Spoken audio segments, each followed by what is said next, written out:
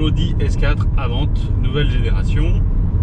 Cette année, pour Autopsy, nous nous sommes dit qu'il était judicieux d'éviter le mauvais temps traditionnel des mois de décembre, janvier, février, duquel on a droit en Lorraine. Et ce faisant, nous sommes allés sur place, sur le site de FMC et de nos amis Francis Maillet Compétition, donc avec 3 autos, Porsche, BMW M135i et cette S4 à vente, et il fait un temps pourri.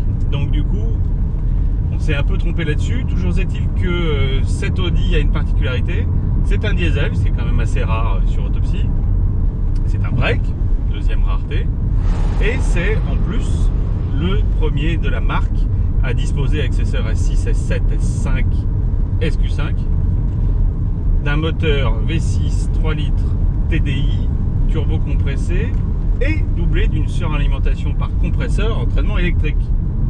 Qu'est-ce que c'est? C'est tout bête, un compresseur, vous le savez, c'est entraîné traditionnellement par Villebrequin pour éviter justement de subir le temps de réponse des turbocompresseurs classiques qui sont eux entraînés par les gaz d'échappement.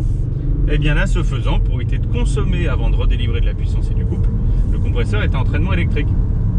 Ça fonctionne au démarrage avec une batterie spécifique au lithium et pour un démarrage vraiment fulgurant, et pour les relances puisque le stop and start fonctionne très bien et jusqu'à 22 km/h. Souvent vous êtes en roue libre avant d'arriver au feu. Et en top, vous récupérez donc du couple grâce au turbo qui lui arrive avec un couple maximal à partir de 2500 tours. C'est quand même important sur un V6 diesel. 2500 tours, on se dit c'est vachement haut, donc du coup le moteur est pas souple.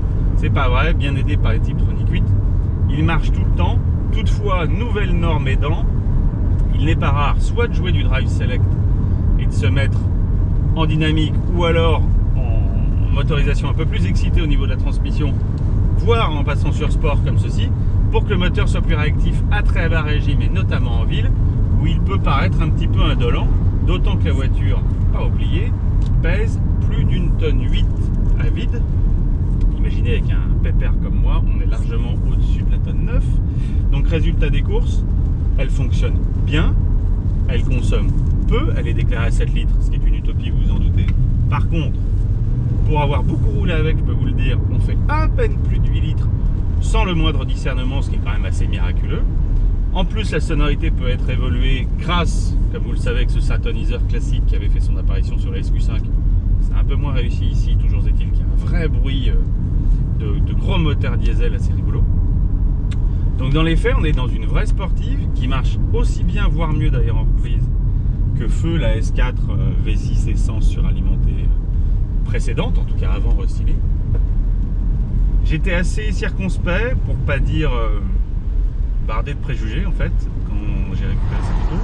On sait grâce à Benjamin qui avait fait l'essai du S6 que le système fonctionne super bien et que définitivement le diesel peut s'accorder d'une utilisation sportive.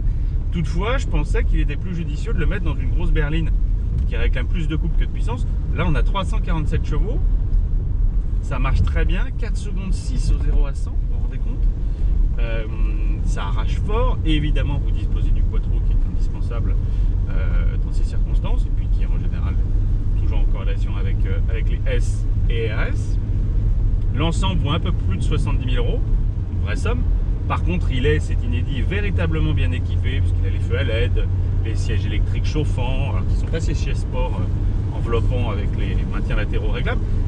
Et bon, c'est une voiture vraiment attachante, qui pourrait pratiquement mériter d'être débadgée S, pas par manque de sportivité, mais simplement par volonté de discrétion.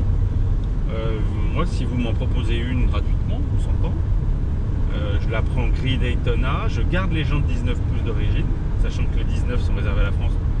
En Allemagne, elle est livrée en 18. Et puis, je leur ajoute un intérieur soit exclusive, un peu cognac, soit l'intérieur rouge qui lui va très bien, et qu'on a vu d'ailleurs déjà sur la R8. Je suis plutôt fan. Puis je vais essayer de vous faire écouter le bruit dynamique. Je sais pas si vous l'avez. Écoutez, moi je l'ai. Et ça freine bien en plus. Donc une bonne surprise.